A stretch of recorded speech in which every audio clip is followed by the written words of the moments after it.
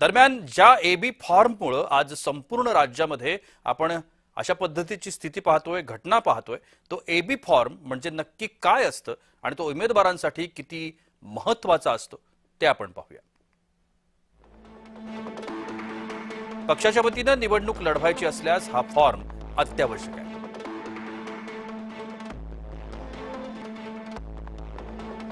AB form ज्याच्याकडे आहे तोच पक्षाचा अधिकृत उमेदवार आहे असं म्हटलं जातं। एबी फॉर्मच्या आधारेच उमेदवाराला पक्षाचं अधिकृत निवडणूक चिन्ह मिळतं।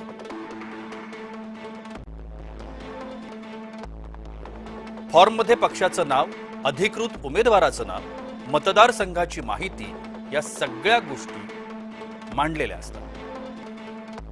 उमेदवाराकडे एबी फॉर्म नसेल तर तो उमेदवार अपक्ष म्हणून निवडणूक लढतो।